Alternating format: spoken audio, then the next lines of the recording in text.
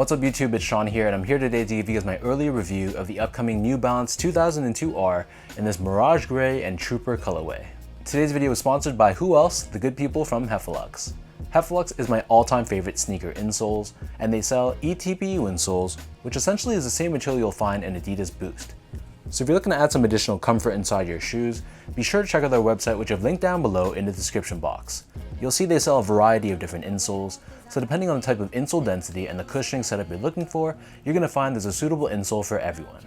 So I've been a paying customer of Heffelux for years now, and to me, I personally find them to be very comfortable. So if you guys want to check them out and try a pair for yourself, be sure to use the code SEANGO at checkout and get 15% off your entire purchase. So this in my hand is a highly anticipated, unofficial sequel to last year's Protection Pack or Refined Future Pack.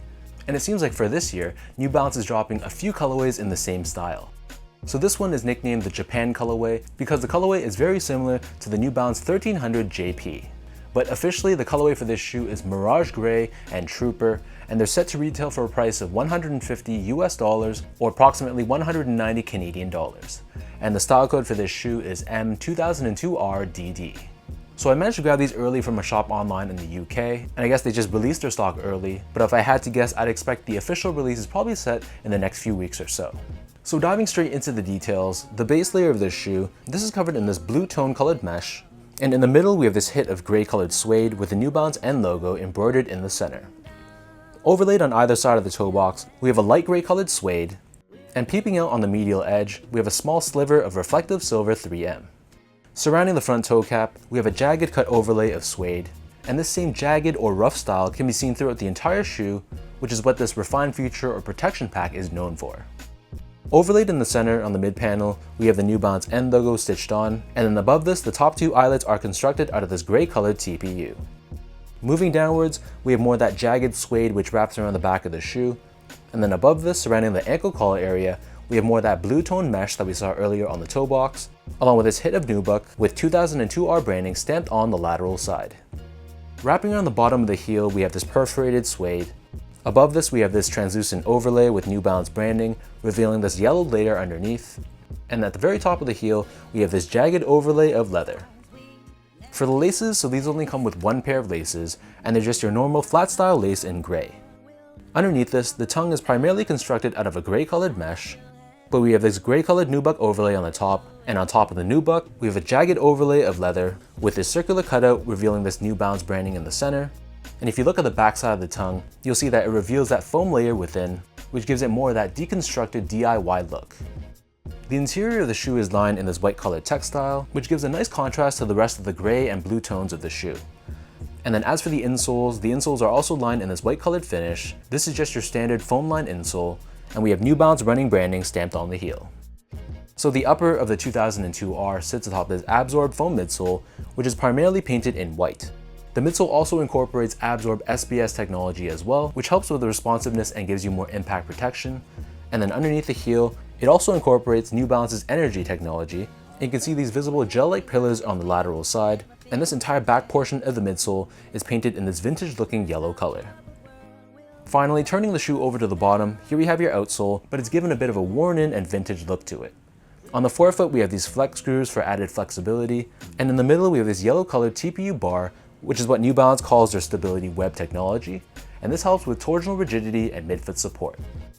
So that breaks down the look and the construction of this pair. And for those wondering about sizing, to me these fit like most of my other 2002Rs, so I personally recommend sticking with your true size. So I'm a true size 10, slightly on the wider side, and I normally wear a size 10 in the 2002R. However, I was only able to grab these in a UK 9, which is a US 9.5, and while they fit me a little bit snug, especially from a width perspective. So again, ideally, that size 10 would have been perfect. So just to give you guys a point of comparison, I go a half size down or a 9.5 in other New Balance silhouettes like the 992, the 990 V3, V4, V5, and the 998. And in comparison, I stick true to size with other models like the 997, the 990 V2 because of its more narrow toe box, along with a lot of made in UK models like most of my 991s, the 1500s, and the 1530s. Next up in terms of the comfort, so I've said this before in all my 2002R videos, but this silhouette is very, very comfortable. To me, this is near the top of my list when it comes to most comfortable shoes out there, and the thing I love most about it is that it gives you that perfect balance of softness and squishiness while giving you adequate support and stability. So it's not a super well-cushioned and stacked shoe that's going to make your feet feel unstable, but it gives you an adequate amount of that step-in comfort and bounce back while still retaining that ground feel and overall stability in the sneaker. So personally, this is a model I can wear for many hours in a day without feeling any pain or any fatigue in the arches of my feet. And finally, in terms of the overall quality and craftsmanship, so this is a made in China New Balance shoe. However, honestly, the materials are really solid. I thought the suedes felt like they were very high quality, and especially for the price point you're paying compared to made in USA or made in UK New Balances, I think the quality is definitely right there on par. But in contrast, in terms of the overall build and craftsmanship, there were some issues, like for example, some extra loose threads I had to trim off myself, and some of the panels were a little bit uneven, but nothing about it was a deal breaker, so all in all, this was a very solid pair.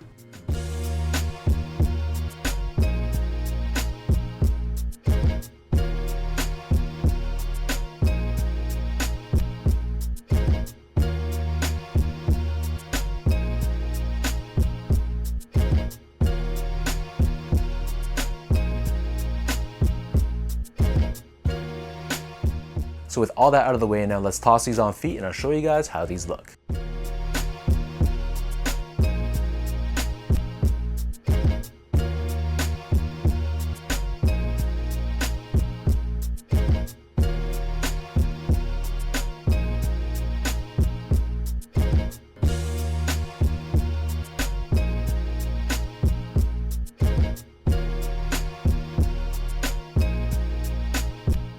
With how successful the original 3 colorways of the Refined Future or Protection Pack were, I'd expect the colorways to release this year to be pretty hard to grab as well.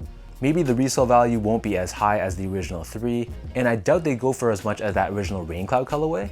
But when people see that this is part of the Protection Pack or Refined Future Pack, I have no doubt in my mind that even casual New Balance fans will probably try to grab these when these drop.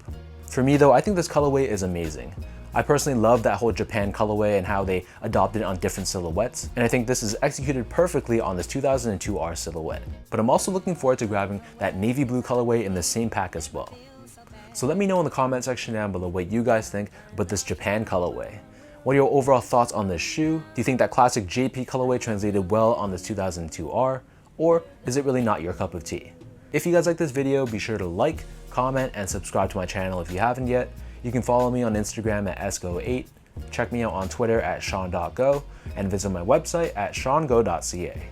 So until next time, thank you so much for watching. Hopefully you guys enjoyed this review and hopefully it helped you in some way, and I'll catch you guys all in the next one.